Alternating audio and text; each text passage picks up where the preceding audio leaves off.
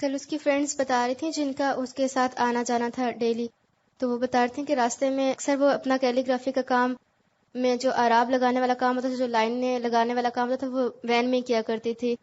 تو جب وہ قرآن کھول کے پڑھ رہی ہوتی تو کوئی پوچھتا اگر قرآن کے بارے میں ذرا سی بات کہ کیا کر رہی ہو، تو وہ پورا کچھ بتانا شروع کر دیتی، سب کچھ بتا کے چھوڑ دیتی ان کو. اور اس کی فرینڈز بتا رہی تھیں کہ ایک دفعہ ہم لوگ اسی طرح آ رہے تھے، وہ پیچھے بیٹھی ہوئی تھی اور ہم لوگ آگے، اور جو آج کل سر کا جو کورس کروا رہے ہیں ان کا جو اشتہار ان کے ہاتھ میں تھا، اس کی فرینڈ پڑھ رہی تھی. تو کسی عورت نے پوچھا کہ یہ کیا ہے نا، تو انہوں نے بتایا کہ مردوں کے لیے کورس ہے. تو انہوں نے پوچھا کہ کیا عورتوں کے لیے بھی ہے؟ انہوں نے کہا کہ ہاں عورتوں کے لیے بھی ہے. تو وہ پیچھے بیٹھی سن رہی تھی، تو ادھر پیچھے سے آوازیں دینا شروع کر دی کہ بتاؤ نا، تم بتا کیوں نہیں رہی ہو، سارا کچھ بتاؤ. خود پیچھے تھی لیکن وہ اس کا کان دھیان آ گئی تھا کہ کچھ بات ہو رہی ہے قرآن کے بارے میں، اور ہر وقت کوئی نام لیتا تھا تو سب کچھ بتانا شروع کر دیتی تھی کہ کسی طرح آ جائیں وہ سب لوگ. ابھی ان کا ریسنٹلی پنڈی جانے کا پروگرام تھا، تو اس کے گھر والے اس کو کہہ رہے تھے کہ کوئی بات کرتا تو تم اتنی لمبی چوڑی تقریریں شروع کر دیتے تو وہاں جا کے یہ سب کچھ نہ کرنا. وہ کہتی تھی کہ نہیں بس آپ مجھے ایک دفعہ لے جائیں، اس کو کیونکہ لے کے نہیں جا رہے تھے، کہتی کہ نہیں آپ پلیز مجھے ایک دفعہ لے جائیں نا، میں کچھ نہیں کروں گی. اور گھر والوں کو بھی یہی تھا کہ یہ جہاں بیٹھتی ہے تو وہاں پہ بس لمبی چوڑی دین کی باتیں اور الہدا کی باتیں کرنا شروع کر دیتی ہے. اور شاید کہ اس کے دل میں یہ بھی ہو کہ وہاں جائے اور وہاں جا کر کچھ بتائے لوگوں کو، جس طرح کی اس کی روٹین میں یہ ساری چیزیں تھیں. کیونکہ جس شخص کے دل میں شوق ہوتا ہے وہ چین سے کب بیٹھ سکتا ہے. السلام علیکم. میں نے بتانا تھا کہ ایک دن مجھے ملیا، کہتی ہے باجی یہ میرا ہاتھ دیکھے. میں نے کہا کیا ہوا ہے ہاتھ کو؟ ٹھیک ہے ہاتھ. کہتی ہے یہ میں روزانہ میڈم سے ملاتی ہوں نا.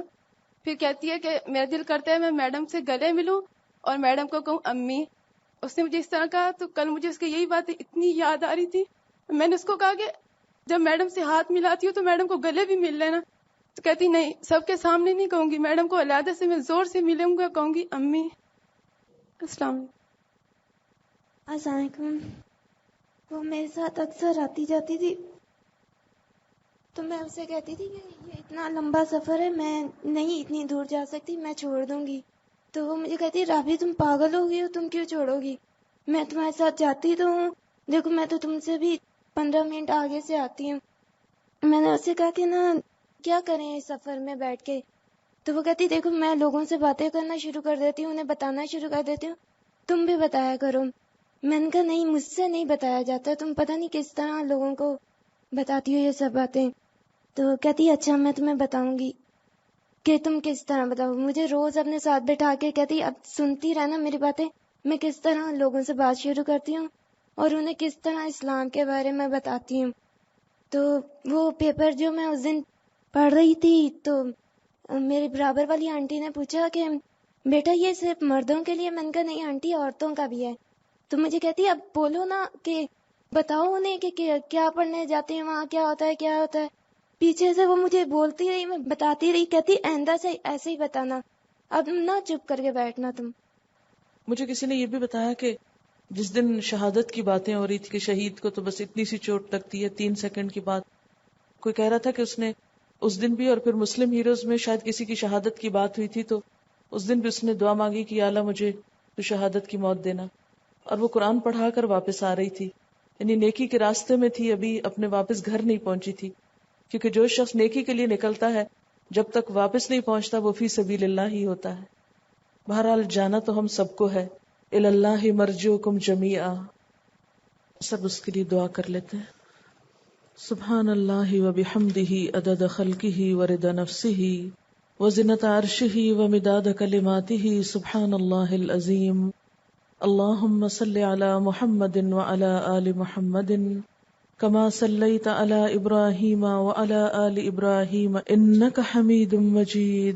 اللهم بارك على محمد وعلى آل محمد كما باركت على إبراهيم وعلى آل إبراهيم إنك حميد مجيد.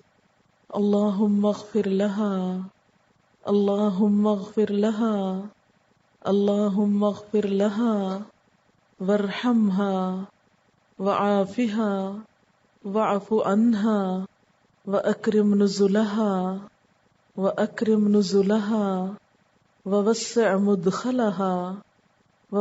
مدخلها واغسلها بالماء والثلج والبرد ونقها من الخطايا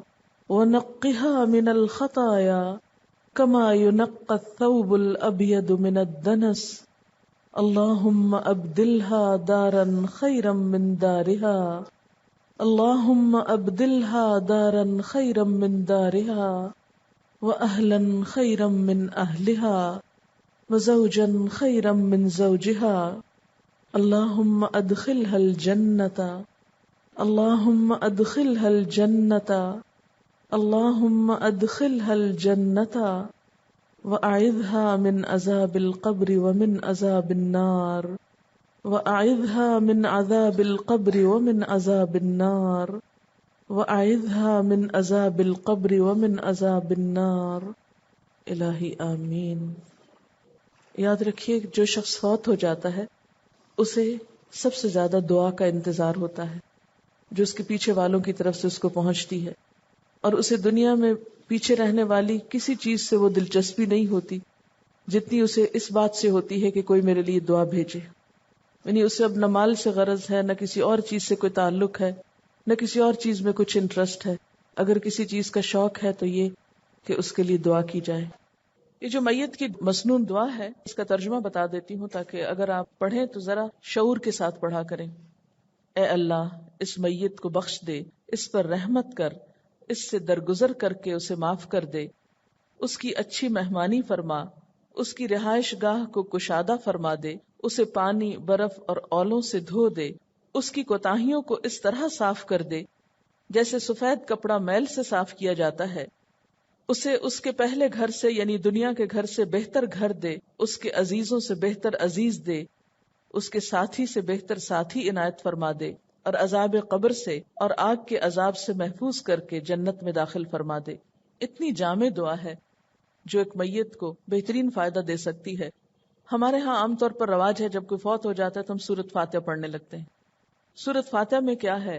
اہدنا الصراط المستقیم، اللہ ہم کو سیدھا رستہ دکھا۔ اب آپ وہاں بیٹھ کر اپنے لیے سیدھا رستہ مانگ رہے ہیں، اس بیچارے کو کیا ملے گا؟ تو اس لیے جو کام نبی صلی اللہ علیہ وسلم نے جس طریقے سے ہمیں بتایا اسی کو کرنے سے، اس طرح ہی کرنے سے صحیح فائدہ ہو سکتا ہے۔ اس لیے اس دعا کو زبانی یاد کر لیں تاکہ کوئی بھی اپنا عزیز پیارا مرنے کے بعد یاد آئے تو کثرت سے اس کے لیے دعا بھیجیں، کیونکہ یہی اس کو فائدہ دے گا۔ ہمارا رونا دھونا اس کو فائدہ نہیں دیتا۔ اور آپ دیکھیں کہ اس میں اس کی بخشش کی بھی دعا ہے، اللہم اغفر لہ ورحمہ، اس پر رحمت کی دعا ہے، وعافہ، اور اس کو عافیت میں رکھنے کی کہ اللہ وہ ہر مشکل سے بچ کے تیری عافیت میں ہو، واعف عنہ، اس سے اللہ تعالیٰ درگزر فرمائے، یعنی اس کی صغیرہ کبیرہ گناہوں سے، اس کی کوتاہیوں سے۔ اور پھر وہ اکرم نزلہ، نزل کہتے ہیں جہاں انسان جا کے اترتا ہے، ٹھہرتا ہے، یعنی دنیا سے جانے کے بعد وہ جہاں بھی جا کے اترا ہے وہ شخص، اللہ اس کو وہ ٹھکانہ بہت اچھا دے اور بہت باعزت دے۔ ووسع مدخلہ، اور اس کے داخلے کی جگہ کو وسیع کر دے، کیونکہ آپ جانتے ہیں کہ قبر یا تو انسان کو بھیجتی ہے یا اس کے لیے بہت کشادہ ہو جاتی ہے۔ تو یا اللہ جہاں وہ جا رہا ہے وہ اس کے لیے کشادہ اور وسیع جگہ ہو۔ وغسلہ بالماء والثلج والبرد، اور اس کو دھو ڈال۔ ویسے بھی آپ دیکھتے ہیں کہ میت کو دفنانے سے پہلے غسل دیا جاتا ہے، اور خصوصاً یہاں پر اس کو اسی طرح گناہوں سے دھونے کی دعا دی جا رہی ہے کہ یا اللہ اسے ایسے پانی سے دھو جو ٹھنڈا ہو اور اس کے سارے گناہ اس میں بہہ جائیں۔ وَنَقِّهِ مِنَ الْخَطَايَا كَمَا نَقَّيْتَ الثَّوْبَ الْأَبْيَضَ مِنَ الدَّنَسِ، اور اس کو خطاؤں سے اس طرح پاک کر دے جس طرح سفید کپڑے کو میل سے پاک کرتا ہے، یعنی سفید کپڑا جیسے ہر داغ سے صاف ہوتا ہے دھل کر، اسی طرح اس شخص کو ہر قسم کے گناہوں سے پاک کر دے۔ وَأَبْدِلْهُ دَارًا خَيْرًا مِّن دَارِهِ، کتنی خوبصورت دعا ہے کہ اللہ دنیا کے گھر سے بہتر گھر اس کو دے۔ اس میں آپ دیکھیں کہ اگر دنیا میں کسی کا اچھا گھر بھی ہے تو یا اللہ آخرت میں اس کو دنیا کے گھر سے بھی اچھا گھر دے، اور اگر دنیا میں کسی کا خراب گھر بھی ہے یا مصیبت والا بھی ہے تو بھی ایک اچھی دعا ہے کہ وہاں پر اس کو اس سے زیادہ بہتر گھر ملے۔ اور پھر وَأَهْلًا خَيْرًا مِّنْ أَهْلِهِ، اور اس کے گھر والے یہاں کے گھر والوں سے زیادہ اچھے ہوں، یعنی وہاں بھی انسان کی ایک کمپنی ہوتی ہے، وہاں بھی انسان کچھ لوگوں کے بیچ میں ہوتا ہے، جیسے ہم دعا مانگتے ہیں نا کہ توفنی مسلمن والحقنی بالصالحین، کہ یا اللہ آخرت میں بھی صالح لوگوں کی صحبت اور کمپنی عطا کر، کہ دنیا میں بھی انسان ایسے لوگوں کی کمپنی میں ہر طرح کے لغو اور بری باتوں سے بچ جاتا ہے، خوشی اور سکون ملتا ہے، تو مرنے کے بعد بھی اچھے لوگوں میں ہم اٹھائے جائیں اور ہماری روح اچھے لوگوں کے ساتھ جا کر جمع ہو، ورنہ اگر غلط کام کرنے والوں کے ساتھ جا کر جمع ہو تو ان پر جو عذاب ہوگا اس میں حصے دار ہوں گے۔ پھر پھر اس کے بعد یہ کہ وَزَوْجًا خَيْرًا مِّن زَوْجِهِ، اور اس کے ساتھی سے بہتر ساتھی، اور اس کو جنت میں داخل کر، اور اس کو عذاب قبر سے بچا اور عذاب نار سے بچا. یعنی اس میں تمام وہ چیزیں آ جاتی ہیں جس کی ایک میت کو ضرورت ہو سکتی ہے. ایک بہت ہی جامع دعا ہے، اس لیے اسے یاد کر لینا سب کے لیے فائدہ مند ہے. اور ایک چیز یہ بھی آپ یاد رکھیے کہ جو شخص کسی کے لیے دعا کرتا ہے اللہ تعالیٰ اس کے لیے ایک فرشتہ مقرر کر دیتے ہیں جو دعا کرنے والے کے لیے دعا کرتا ہے. اور کیا کہتا ہے وہ؟ یا اللہ، جو کچھ یہ کسی اور کے لیے مانگ رہا ہے وہ تو اس کو عطا کر، یعنی وہ چیز تو اس کو بھی عطا کر.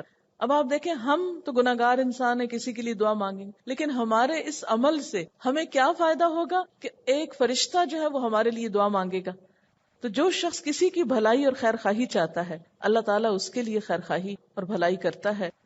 اس لیے جب کسی کے لیے دعا مانگے تو اس کو بوجھ سمجھ کے نہ مانگے، یا کوئی آپ کو دعا کرنے کے لیے کہے تو اس کو مصیبت نہ سمجھے اپنے لیے کبھی، بلکہ خوشی سے یہ کام کریں، کیونکہ آپ کو یہ معلوم ہونا چاہیے کہ جب آپ کسی کے لیے اچھائی مانگیں گے تو اللہ تعالیٰ وہ اچھائی خود آپ کو نصیب کر دیں گے اس کے صلے میں. اس میں یہ ہے کہ مرد کے لیے اللہم اغفر لہو کہنا ہوتا ہے، لڑکی کے لیے اللہم اغفر لہا کہنا ہوتا ہے. اور یہ بھی ہم کر سکتے ہیں کہ اگر بہت سارے لوگوں کے لیے ہم نے اکٹھی مانگنی ہے تو ہم یہ کر سکتے ہیں اللہم اغفر لہم، ان سب کو اللہ تعالیٰ بخش دے. تصور کر لیں اور سب کے لیے پڑھ لیں. اس موقع پر مناسب معلوم ہوتا ہے کہ تعزیت کے اسلامی آداب سب کی خدمت میں پیش کیے جائیں. تو آئیے دیکھتے ہیں کہ جب کسی کے گھر میں کوئی وفات ہو جائے تو ہمیں کیا کرنا چاہیے. تو اس سے پہلے کہ میں بات شروع کروں، آپ مجھے بتائیے کہ نمبر 1، کیا آپ کو کبھی کسی میت کے گھر جانے کا اتفاق ہوا؟ نمبر 2 یہ کہ اگر آپ جاتی ہیں تو کیا کرتی ہیں؟ یہ کہتی ہیں کہ قرآن پاک پڑھا، آپ کیا کہتی ہیں؟ کوئی کلمہ وغیرہ جو بھی کوئی ذکر کر رہا ہو وہ کیا. جی یہ کہتی ہیں کہ جن کے ہاں ڈیتھ ہوتی ہے تو ان کے جو قریبی رشتہ دار ہیں ان کو تلاش کرتے ہیں اور ان کے ساتھ افسوس کرتے ہیں. آپ گلے ملتے ہیں اس کے ساتھ، آپ جو رو رہا ہوتا ہے اس کے گلے رکھ کے رونا لگ جاتے ہیں. جی آپ لواحقین کو صبر کی تلقین کرتے ہیں. جی پیچھے آپ مسنون دعا دیتے ہیں اور پڑھتے ہیں، سورۃ یاسین پڑھتے ہیں، اور میت کے بارے میں باتیں، اس کی اچھائیوں کا ذکر آپ جی ہاں وہاں پر جو کچھ ہو رہا ہوتا ہے اس کو دیکھ رہے ہوتے ہیں. کوئی رونا دھونا کر رہا ہے، جو جس کے جی میں آ رہا ہے بول رہا ہے، کوئی لیٹا ہوا ہے، کوئی کھا رہا ہے، کوئی پی رہا ہے، کوئی شور، بچے ہنگامہ کر رہے ہیں، کوئی چیخم دھاڑ ہو رہی ہے، پھر کھانا لگ جاتا ہے، کھانا کھاتے ہیں. چلیے اب ہم دیکھتے ہیں، یہ تو ہے جو کچھ ہم کرتے ہیں. اس میت کے اوپر کپڑا ڈالنے کو لے جاتے ہیں، وہ چادریں ان میں بانٹ دیتے ہیں. اچھا، یعنی ایک رسم ہے ایک علاقے کی، ٹھیک ہے. آپ کیا کہتے ہیں؟ جی ہاں، یہ ایک بہت اہم بات ہے کہ جب ہم کسی کے بھی ہاں جاتے ہیں تو یہ پوچھنا اپنا فرض سمجھتے ہیں کہ اس کو کیا ہوا. اور جو گھر والے ہیں وہ ایک ہی سٹوری ایک کو سناتے ہیں بیچارے، پھر دوسری دفعہ پھر دوسرا آتا ہے وہی پوچھتا ہے، پھر وہ رٹ جاتی ہے. بہت دفعہ اسی کا تذکرہ ہوتا ہے اور یاد کر کر کے پھر روتے رہتے ہیں اس کو. جی ہاں، بعض جگہوں پر تو اب اتنی بے حسی ہو گئی ہے کہ کوئی پوچھنے بھی نہیں جاتا اور لوگ بےچارے خود ہی دفنا کے اور اپنے ہی گھر میں سب ختم ہو جاتا ہے معاملہ. تو آئیے پھر اس معاملے میں دیکھتے ہیں کہ جب کوئی فوت ہو جائے تو تعزیت کیسے کی جائے، تعزیت کے مسنون طریقہ کیا ہے. سب سے پہلے تو تعزیت کا معنی کیا ہے؟ تعزیت کا معنی ہے میت کے متعلقین، یعنی اس کے عزیز، دوست، رشتہ دار، اس کے لواحقین کو تسلی اور صبر کی تلقین کرنا تاکہ ان کے غم کی شدت میں کمی ہو اور انہیں اس ہونے والے نقصان پر اجر اور ثواب کی امید دلانا، مرحوم کی خوبیوں کا تذکرہ کرنا، پسماندگان سے یعنی پیچھے رہنے والوں سے ہمدردی کرنا اور ہر طرح کا تعاون کرنا، اور میت کے حق میں دعائے مغفرت کرنا. یہ سب چیزیں تعزیت میں شامل ہیں. تعزیت کرنا ایک مسنون عمل ہے. نبی صلی اللہ علیہ وسلم نے فرمایا، جو شخص کسی مسلمان بھائی کی مصیبت پر اس کی تعزیت کرتا ہے اور تسلی دیتا ہے تو اللہ تعالیٰ اس کے بدلے میں قیامت کے دن اسے عزت اور کرامت کا لباس پہنائے گا. یعنی یہ کام بہت اجر و ثواب کے کاموں میں سے ہے. اسی طرح ایک اور حدیث میں ہے، نبی صلی اللہ علیہ وسلم نے فرمایا، جو شخص کسی مسلمان کو تسلی دیتا ہے تو اس کو بھی اتنا ہی ثواب ملتا ہے جتنا مصیبت زدہ کو ملتا ہے. یہ تو آپ کو معلوم ہوگا کہ جس پر مصیبت آتی ہے اس کو صبر کرنے پر بے پناہ اجر ملتا ہے. اب جو شخص کسی کو صبر اور ہمدردی کے کچھ الفاظ بولتا ہے یا کسی بھی طریقے سے اس کو تسلی دیتا ہے تو اس کے لیے بھی اتنا ہی اجر ہو جاتا ہے جتنا مصیبت پہنچنے والے کے لیے ہوتا ہے. اور یہ آپ یاد رکھیے، قرآن پاک میں اللہ تعالیٰ فرماتے ہیں وَالْعَصْرِ إِنَّ الْإِنسَانَ لَفِي خُسْرٍ إِلَّا الَّذِينَ آمَنُوا وَعَمِلُوا الصَّالِحَاتِ وَتَوَاصَوْا بِالْحَقِّ وَتَوَاصَوْا بِالصَّبْرِ. قسم ہے زمانے کی، بے شک انسان نقصان میں ہے سوائے ان لوگوں کے جو ایمان لائے، جنہوں نے اچھے کام کیے، یعنی اپنی ذاتی زندگی میں اور دوسروں کے ساتھ اجتماعی زندگی میں کیا کیا، ایک دوسرے کو حق کی تلقین کی اور ایک دوسرے کو صبر کی تلقین کی. گویا غم، دکھ، پریشانی، آزمائش کے موقع پر دوسرے شخص کے ساتھ ہمدردی کرنا اور اسے صبر کی تلقین کرنا ان کاموں میں سے ہے جو انسان کو نقصان سے بچانے والے ہیں. گویا آپ کسی کے کام آ رہے ہیں، کسی کا بھلا چاہ رہے ہیں، اور جواب میں اللہ تعالیٰ آپ کو ایک بہت بڑے نقصان سے بچانے والا ہے. اس لیے کسی کے دکھ پر ناک منہ چڑھانا کہ اب وہ فوت ہو گیا، اب جانا پڑے گا، اب میرا وقت جائے گا، میرے لیے میری روٹین میں خلل آئے گا، یا میرے لیے ایک مشکل کام ہے اور یہ کیا مصیبت ہو گئی اور اس وقت ہی اس کو مرنا تھا، ایسے ایسے الفاظ بولنا جو ہے انتہائی نازیبا کام ہے. اگر کوئی شخص ایسے موقع پر آگے نہیں بڑھتا اور دوسرے کے لیے صبر اور ہمدردی کا سامان نہیں کرتا تو وہ شخص دراصل اپنا ہی نقصان کرتا ہے. گویا اس کام کو ہمیں اپنا ایک دینی فریضہ سمجھ کے کرنا ہے، اور دوسرے کا فائدہ تو ہوگا، اس سے بڑھ کر اپنا فائدہ سمجھتے ہوئے کرنا ہے. یہ بات میں اس لیے کہہ رہی ہوں کہ جس کام میں ہمیں اپنا فائدہ نظر آتا ہے پھر اس کام میں ہمارے حسن بھی پیدا ہو جاتا ہے، اس کام کو ہم زیادہ شوق، دلچسپی، محبت اور توجہ کے ساتھ کرتے ہیں. اب یہ ہے کہ آپ نے کسی کی وفات کی خبر سنی، آپ اس کے گھر پہنچے، اب آپ کیا کریں؟ آپ تسلی دینا چاہتے ہیں تو کیا بولیں؟ ہمارے ہاں عموماً یہ کہا جاتا ہے کہ ہمیں بہت افسوس ہوا ہے کہ آپ کے ساتھ ایسا حادثہ ہوا، یا فلاں شخص کے فوت ہونے پر ہمیں بے حد دکھ ہے. لیکن صرف یہی الفاظ کہ ہمیں بڑا افسوس ہے یہ تعزیت کے لیے کافی نہیں، اور محض یہ بولنا اور صرف اسی پہ اکتفا کرنا اسلام کا طریقہ نہیں، بلکہ ایسے موقع پر کچھ اچھے الفاظ کا انتخاب کرتے ہوئے اگر آپ بولنے پر قادر ہوں تو بول کر آپ دوسرے سے بات کیجئے، یعنی حکمت کے تحت. اگر آپ موقع کو مناسب سمجھیں، دوسرا سننے کو تیار ہو، اور بہت نیچرل انداز میں، کسی تقریر کے انداز میں، کسی واعظ کے انداز میں، کسی لیکچر کے انداز میں کسی سے تعزیت مت کیجیے. یعنی بول کر اچھے آیات، احادیث، اچھے واقعات اور اچھی گفتگو کے ذریعے دوسرے کا دل ہلکا کیجیے. لیکن اگر آپ سمجھیں کہ آپ ایسا نہیں کر سکتے بول کر، آپ گفتگو پہ قادر نہیں، تو پھر لکھی ہوئی تحریر اپنے ہاتھ کی لے جا سکتے ہیں، وہ جا کر پیش کر سکتے ہیں، آتے ہوئے چھوڑ سکتے ہیں، بائی پوسٹ بھجوا سکتے ہیں. اگر آپ لکھنا بھی نہیں جانتے تو کوئی ایسی کتاب، کوئی ایسا کارڈ، کوئی ایسی چیز جس میں اس طرح کی کچھ باتیں لکھی ہوئی ہوں وہ آپ بھجوا سکتے ہیں تاکہ دوسرا شخص ان کو پڑھ کر تسلی میں آ جائے. مثلاً قرآنی آیات میں سے کن آیات کی آپ سلیکشن کر سکتے ہیں جو صبر والی آیات ہیں اور صبر پر اجر کی آیات ہیں یا احادیث ہیں. پھر اسی طرح اس بات کا ذکر کہ ہر شخص کو دنیا سے جانا ہے، مثلاً کل من علیہا فان، کل نفس ذائقۃ الموت. پھر اسی طرح یہ کہ یہ دکھ اور تکلیف اور موت تقدیر کا ایک حصہ ہوتا ہے. اس پر وہ آیت ہے ما اصاب من مصیبت فی الارض ولا فی انفسکم الا فی کتاب من قبل ان نبرأها ان ذلک علی اللہ یسیر لکی لا تأسوا علی ما فاتکم. اس کا ترجمہ ہے جو مصیبتیں بھی روئے زمین پہ آتی ہیں اور جو آفتیں بھی تم پر آتی ہیں وہ سب اس سے پہلے کہ ہم انہیں وجود میں لائیں ایک کتاب میں لکھی ہوئی ہیں. یعنی اللہ تعالیٰ نے جب دنیا بنائی تو یہاں سکھ کے ساتھ دکھ بھی رکھا ہے، اور وہ ہر انسان کی زندگی میں آتا ہے، اور اس میں کوئی شک نہیں کہ یہ بات اللہ کے لیے آسان ہے تاکہ تم اپنے سے فوت شدہ چیز پر رنجیدہ نہ ہو جایا کرو. یعنی جو چیز یا جو نقصان انسان سے ہوتا ہے، جو چیز انسان سے جاتی ہے، اس پر انسان دکھی نہ ہو، کیونکہ یہ اللہ کا فیصلہ ہے اور اللہ کے فیصلے کو خوشی سے قبول کرنا چاہیے۔ نبی صلی اللہ علیہ وسلم کی طرف سے بھیجے گئے تعزیتی خط کی ایک کاپی آپ کے سامنے رکھتی ہوں۔ حضرت معاذ رضی اللہ تعالی عنہ کا ایک لڑکا وفات پا گیا تو نبی صلی اللہ علیہ وسلم نے ان کو تعزیتی خط لکھا۔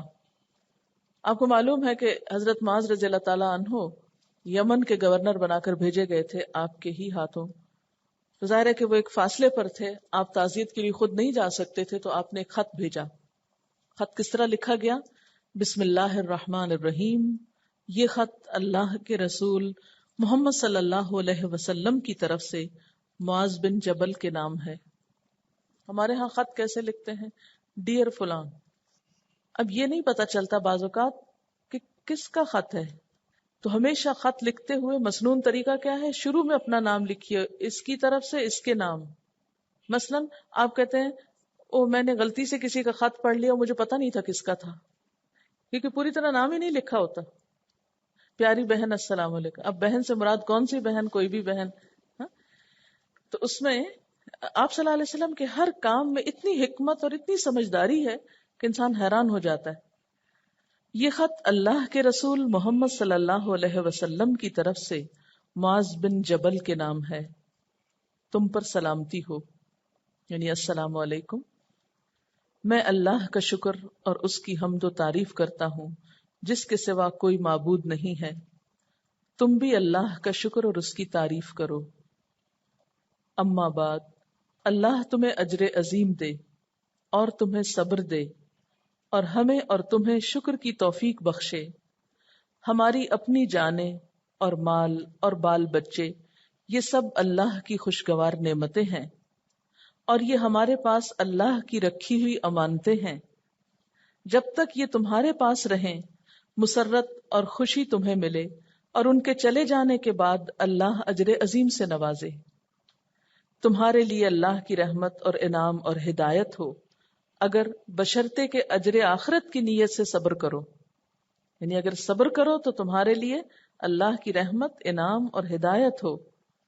پس تم صبر کرو اور دیکھو تمہاری بے قراری اور بے صبری تمہیں اجر سے محروم نہ کر دے، ورنہ تم پچھتاؤ گے۔ اور اس بات کا یقین کرو کہ بے صبری سے کوئی مرنے والا لوٹ کر نہیں آ سکتا اور نہ غم دور ہو سکتا ہے، اور جو حادثہ واقعہ ہوا ہے اسے تو ہونا ہی تھا۔ والسلام۔ کیا زبردست الفاظ ہیں، پوری حقیقت کھول دی کہ یہ اللہ کی نعمتیں ہیں، جب تک ہیں شکر کرو، ان سے فائدہ اٹھاؤ، اور جب چلی جائیں تو صبر کرو۔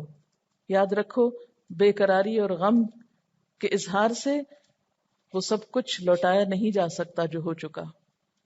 یعنی کتنا ایک بے باکی بھی ہے اس میں، جرت سے بات اور حق پہنچانے کا انداز بھی ہے، اور ہمدردی بھی ہے، اور اجر آخرت کی طرف بھی توجہ دلائی گئی ہے۔ تعزیت کے مسنون الفاظ کیا ہیں؟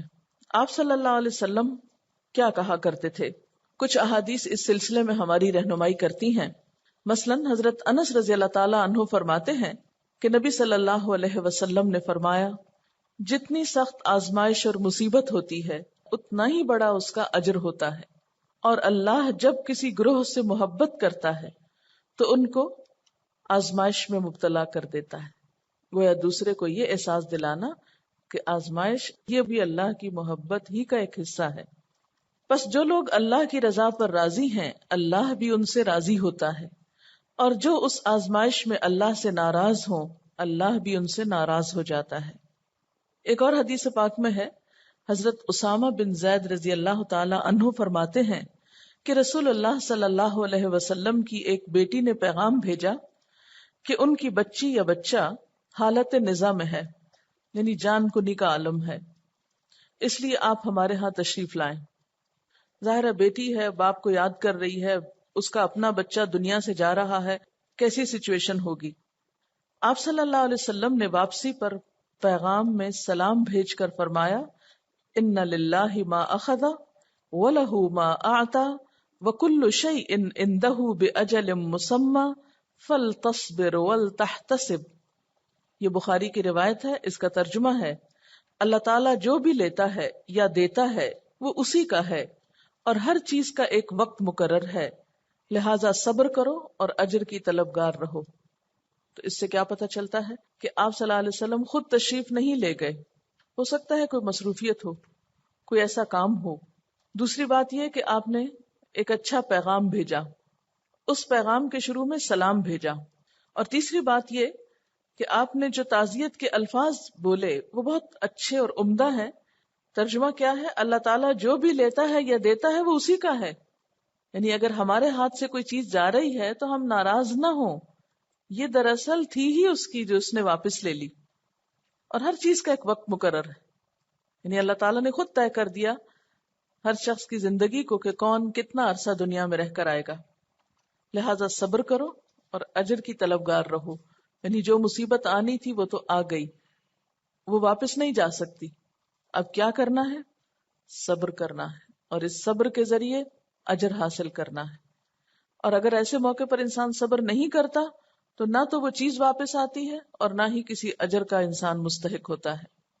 اسی طرح یہ الفاظ بھی ملتے ہیں اعظم اللہ اجرک واحسن عزاءک وغفر لمیتک. کیا ترجمہ ہے؟ اللہ تمہیں اجر عظیم دے، تمہیں بہت اچھی تسلی عطا فرمائے اور تمہاری میت کو بخش دے. یعنی آپ ایک چھوٹا سا خط لکھ کے اس میں یہ دعا لکھ سکتے ہیں کہ اللہ تمہیں اس مشکل پر اجر عظیم عطا کرے، تمہیں بہت اچھی تسلی دے. یعنی اللہ تعالیٰ یہ جو بندے کے دل کو سہارا دے سکتا ہے، کیونکہ بندے کا دل اللہ کے ہاتھ میں. انسان جتنا بھی چاہے خود اپنے دل پہ کنٹرول نہیں کر سکتا. اور تمہاری اس میت کو بخش دے. یہ کتنے جامع اور مختصر سے الفاظ ہیں جس میں سب کچھ شامل ہے. تو یہ تو ہے پہلا سٹیپ. یعنی جب آپ جائیں تو صرف یہ کہہ کے نہ بیٹھ جائیں بہت افسوس ہے، بڑا دکھ ہوا. اس سے دوسرے کو کیا ہوگا؟ آپ کو دکھ ہوا، آپ نے تو اس کے دکھ میں اور اضافہ کر دیا. یعنی دوسرا بھی دکھی اور آپ کہہ رہے ہیں میں بھی بڑا دکھی ہوں، تو کہے گا اچھا تم بھی دکھی اور میں بھی دکھی ہوں، تو بس اور دکھ منائے. پھر یہ تسلی کے الفاظ نہیں ہیں، صرف یہ کہنا کہ مجھے بھی بہت دکھ ہے. اس میں بھی ہم اپنے ہی آپ کو بچا کے جا رہے ہیں. پھر اپنی ہی یاد ہے، وہاں بھی اپنی ہی فکر ہے کہ میری حاضری لگ جائے، میری طرف سے ایک فرض پورا ہو جائے. اس نیت کے ساتھ نہیں جانا چاہیے. نیت اللہ کی رضا ہو، دوسرے کی ہمدردی ہو اور ایک فرض کی ادائیگی ہو. اور اس کے لیے صبر کی تلقین بھی، دعا بھی. اور دعا نہ صرف یہ کہ میت کے لیے بلکہ جن پہ غم ٹوٹا ہے ان کے لیے بھی اور باقی سب کے لیے بھی. تو اس سے ایک حقیقی ہمدردی کی فضا پیدا ہوگی. یہ ہے وہ خوبصورت طریقہ جو ہمارے دین نے ہمیں سکھایا.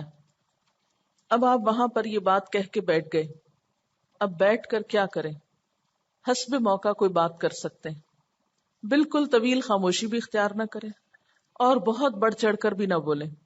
اس مجلس اور محفل کا وقار اور ادب اور لحاظ کریں اور اس میں غیر ضروری غیر متعلقہ باتوں سے پرہیز کریں، کیونکہ وہاں بیٹھ کر بھی لوگ گلے شکوے، شکایتیں، چغلیاں، غیبتیں، تانے، مذاق، ادھر ادھر کی لغویات، ان چیزوں سے نہیں بچتے. یعنی یوں لگتا ہے کہ جیسے ایک سوشل گیدرنگ ہے اور سب سوشلائزنگ کے لیے یہاں پر آئے. نہ گھر والوں سے کوئی ہمدردی ہے، نہ میت سے کوئی ہمدردی ہے. فکر ہے تو اپنی ہی ذات کی، اپنے کھانے پینے کی، اپنے غم دکھ کی، اور اس کا کتھارسس کرتے رہتے ہیں لوگوں سے میل ملاقات کر کے، باتیں کر کے. یہ طریقہ مسنون نہیں ہے. اور موضوع سے متعلق بات کیا ہے؟ نمبر 1، میت کی خوبیوں کا تذکرہ. اگر آپ اس کے بارے میں کچھ جانتے ہیں، کوئی بھی اچھی بات آپ کو معلوم ہے تو اس کا ذکر کریں. اس کے 2 فائدے ہوں گے. ایک فائدہ تو براہ راست میت کو ہوگا کہ آپ کی گواہی اس کے حق میں بخشش کا ذریعہ بنے گی. اور نمبر 2، اس کی اچھی مثالوں سے آپ کو بھی یا دوسرے لوگوں کو بھی ایک اچھی مثال دیکھ کر عمل کا سبق ملے گا، جو پھر اس میت کے حق میں صدقہ جاریہ ہوگا. اور ذہن میں یہ سوچ غالب رہے، یعنی یہ تذکرہ بھی اچھی نیت کے ساتھ ہو کہ میرے دل میں مرنے والے کے لیے بھی ہمدردی ہے، کیونکہ دین کس چیز کا نام ہے؟ دین نام ہے خیر خواہی کا. آپ صلی اللہ علیہ وسلم نے کیا فرمایا تھا؟ الدین النصیحہ، دین سراسر خیر خواہی کا نام ہے. تو آپ کی خیر خواہی کیا ہے کہ آپ میت کے بھلے کی بات کریں جو اب اس کو وہاں فائدہ دے گی. آپ اس کے لیے صدقہ جاریہ کا کوئی کام کریں، اور اس میں پہلا کام یہ کہ اس کی اچھائیوں کا ذکر کر کے دوسروں کو بھی اچھے کاموں کی طرف راغب کریں. اور اس کے ذریعے ایک انڈائریکٹ تبلیغ بھی ہوگی کہ وہ اچھا تھا، ہمیں بھی اچھا بننا ہے. نتیجہ اس سب بات کا یہ ہو. اور کیا کرنا ہے؟ نمبر 2، جن لوگوں پر غم ٹوٹا ہے ان کی ضروریات، یعنی ان کے احساسات اور جذبات کو مد نظر رکھتے ہوئے ان کے ساتھ کچھ معاملہ. مثلا بعض اوقات تو کوئی فوت ہو جاتا ہے، گھر والے بہت خود ہی حوصلے میں ہوتے ہیں، آپ کو اتنے حوصلے کی ضرورت نہیں ہوتی. لیکن کچھ موتیں ایسی ہوتی ہیں یا بہت اچانک ہوتی ہیں یا بہت ہی ایسے لوگوں کی ہوتی ہیں جو دوسروں کے لیے ایک بہت بڑا سہارا ہوتے ہیں. مثلا ایک گھر میں ایک باپ کی حیثیت جو ہے وہ بچوں کے لیے، یا ماں کی حیثیت بچوں کے لیے، یا اسی طرح بچوں کی حیثیت ماں باپ کے لیے. ایسی موتوں میں عموماً بہت ہی زیادہ پیتھیٹک سچویشن ہو جاتی ہے. لوگوں کو صرف جانے والے کے جانے کا ہی غم نہیں ہوتا، اس کی کمی کا شدت سے احساس ہوتا ہے کہ وہ جو کچھ ہمارے لیے کرتا تھا اب وہ کون کرے گا. تو اسی طرح بعض لوگوں کی وفات بہت بڑے بڑے خلا پیدا کر دیتی. ایک شعر بھی ہے، مت سہل ہمیں جانو پھرتا ہے فلک برسوں، تب خاک کے پردے سے انسان نکلتے ہیں. سال ہاں سال لگ جاتے ہیں اور ایسے انسان دنیا میں آتے ہیں. تو ایسے میں آپ دیکھیے کہ مختلف موقعوں پر مختلف لوگوں کی وفات پر مختلف چیزوں کی ضرورت ہوگی. مثلا اگر کسی خاندان کا سربراہ چلا گیا ہے تو آپ محض تسلی کے الفاظ بول کے نہیں آ سکتے، یا محض اپنے دکھ کا اظہار کر کے یا ان کی کہانیاں سن کے واپس مت آئیں. اب آپ اس بات کی فکر بھی کریں کہ ان کی مدد کیسے کی جا سکتی، ان کے بچوں کی تعلیم کا کیا ہوگا، اس بیوہ عورت کی حفاظت کا کیا ہوگا، وغیرہ وغیرہ. جو بھی ان کی ضروریات ہیں ان کی طرف بھی توجہ کریں. یہ نہیں کہ صرف لیے دیے گئے اور واپس آ گئے، نہیں، ان کے مسائل معلوم کریں، بچوں کی دلجوئی کریں، ان کو حوصلہ دلائیں. ہمارے ہاں کیا کرتے ہیں، ہائے بیچارہ پہاڑ جیسا غم اس پہ ٹوٹ پڑا، یعنی ایسے ایسے الفاظ بولتے ہیں جس سے دوسرا نہیں بھی رو رہا تو رونا شروع کر دے. اور اس میں ہم بڑا کمال سمجھتے ہیں کہ ہم دوسروں کو رلانے کے قابل ہیں. یہ کوئی خوبی نہیں ہے. پھر اسی طرح ایک اور سنت یہ ہے کہ میت کے گھر میں کھانا بھجوایا جائے، یعنی جس کے گھر میں وفات ہو اس کے گھر میں کھانا بھجوانا مسنون ہے. اور یہ عموماً قریب ترین رشتہ دار یا دوست یا ہمسائے جو ہیں ان کی ذمہ داری ہے. اس کی دلیل کیا ہے؟ حضرت جعفر طیار جب شہید ہوئے تو آپ صلی اللہ علیہ وسلم نے فرمایا، جعفر کے گھر والوں کو کھانا بھجواؤ، اس لیے کہ آج غم کی شدت میں ان کے گھر والے کھانا نہ پکا سکیں گے. یعنی آج ان کو خود اپنا ہوش نہیں، ان کے بچے کیا کھائیں گے، وہ خود کیا کھائیں گے. کیونکہ انسان جب تکلیف دہ خبر سنتا ہے تو سب سے پہلے اس کی بھوک جاتی ہے، اور وہی چیزیں جو ہمیں بہت عزیز اور محبوب ہوتی ہیں ایسے جذبات کی شدت میں وہی اچھی نہیں لگتی.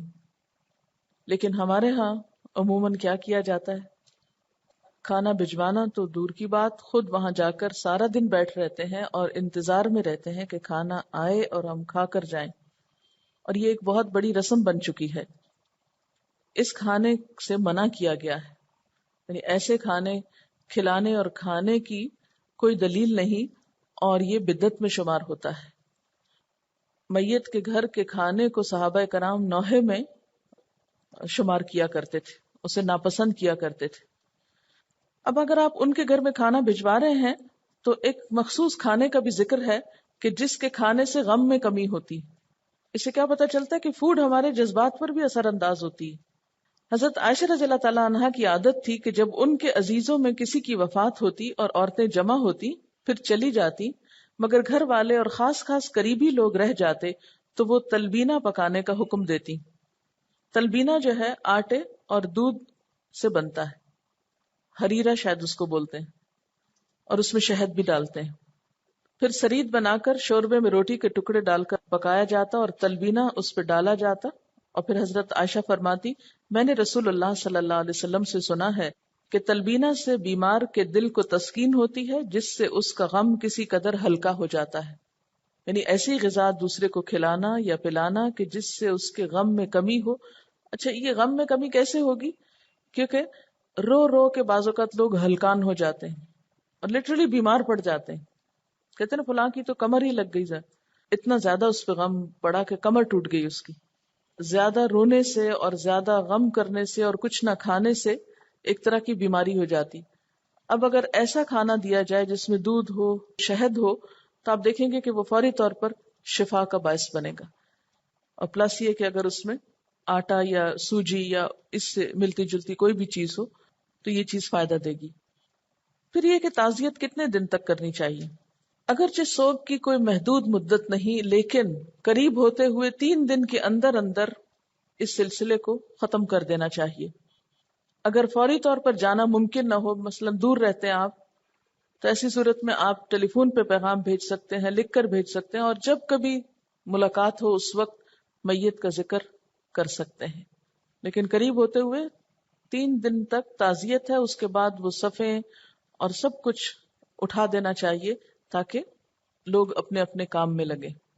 اب یہ ہے کہ کیا تعزیت کے لیے میت کا گھر ہی ضروری ہے یا کہیں اور بھی تعزیت کی جا سکتی ہے؟ مثلا بعض لوگ یہ ضروری سمجھتے ہیں کہ تعزیت اس وقت تک نہیں ہو سکتی جب تک آپ میت کے یا مرحوم کے گھر نہ جائیں. مثلا اگر کہیں اور باہر مل گئے تو وہ کہیں گے یہ کافی نہیں ہے، آپ گھر آئیے، اور گھر جانے کو لازم قرار دیتے ہیں. یہ کوئی لازمی بات نہیں ہے. تعزیت کہیں بھی کی جا سکتی، مسجد میں بھی کی جا سکتی. مثلا مرد حضرات مسجد نماز پڑھنے کے لیے گئے ہیں اور وہاں پر باقی لوگ اس سے تعزیت کر رہے ہیں تو بس کافی ہے. ضروری نہیں کہ وہ اپنے کام کاج چھوڑ کے ان کے گھر آ کے بیٹھیں اور پھر وہاں سے کر کے واپس جائیں. اسی طرح قبرستان میں بھی ہو سکتی ہے، یعنی دفن کرنے کے لیے گئے ہیں وہیں پر ہی تعزیت کر لی جائے. ضروری نہیں کہ وہاں سے پلٹ کر پھر گھر بھی آیا جائے. گھر میں صرف قریب ترین رشتے دار ہی کافی ہیں تاکہ گھر والوں پر کم سے کم بوجھ پڑے. جی کھانا بھی 3 دن تک بھیجنا چاہیے، الا یہ کہ اگر غریب ہیں یا اگر آپ سمجھتے ہیں کہ مثال کے طور پر ایک ٹھیلے والا ہے جو روز اپنے گھر میں کچھ لاتا تھا اور وہ روز کا روز کھلاتا تھا، اب وہ چلا گیا دنیا سے، تو اس کے گھر والے جو ہیں وہ اب بچے اگر چھوٹے ہیں یا کوئی کمانے والا نہیں، اور بیوہ عورت جو ہے وہ عدت میں ہے، وہ بھی نہیں نکل سکتی کچھ کمانے کے لیے، تو ایسی صورت میں مل جل کر اگر کم از کم اتنے عرصے کے لیے راشن ڈلوا دیا جائے کہ اس عورت کی عدت اچھے طریقے سے پوری ہو جائے تو یہ بھی کیا جا سکتا ہے. انہوں نے سنا ہے کہ 3 دن تک گھر میں چولہا نہیں جلنا چاہیے. ایسی کوئی ممانعت نہیں، کسی کے سر میں درد ہو سکتی ہے، کوئی اس کے لیے چائے بن سکتی، وہ منع نہیں ہے. لیکن یہ ہے کہ میت والوں کو کھانا پکا کر سب کو کھلانے کی کہیں بھی گنجائش نہیں. بہت سے لوگ ایسے موقع پر قرض لیتے ہیں اور پھر آنے والے بھی باقاعدہ ڈیمانڈ کرتے ہیں اس بات کی کہ ان کو نمکین بھی ملے، میٹھا بھی ملے، اور پراپر ان کی سروس بھی ان کو ملے، اور گرم گرم کھانا ملے، اور کسی بھی چیز کی کمی نہ ہو. اس سے میت والوں پر ایک ناروا بوجھ ڈالا جاتا ہے. ایک تو ان کا شخص گیا، دوسرا ان کے اوپر مالی قرضہ یا پریشانی ڈال دی گئی. تو یہ ہمدردی نہیں، یہ تعزیت نہیں، یہ اور زیادہ اذیت کا سبب ہے. ان کا سوال یہ ہے کہ جب جنازہ اٹھتا ہے تو اس وقت میت کے چہرے کو بطور خاص ثواب کی نیت سے دیکھا جاتا ہے. عبرت کی نگاہ سے دیکھنا تو ٹھیک ہے کہ انسان دوسرے کو دیکھ رہا ہے کہ وہ دنیا سے جا رہا ہے اور وہی انسان ہے، وہی ناک نقشہ ہے، سب کچھ وہی چہرہ ہے، اور کچھ ہی دیر کے بعد یہ سب کچھ ختم ہو جائے گا، گھل جائے گا، مٹی میں مل جائے گا. میرے ساتھ بھی ایک دن ایسا ہی ہونے والا ہے.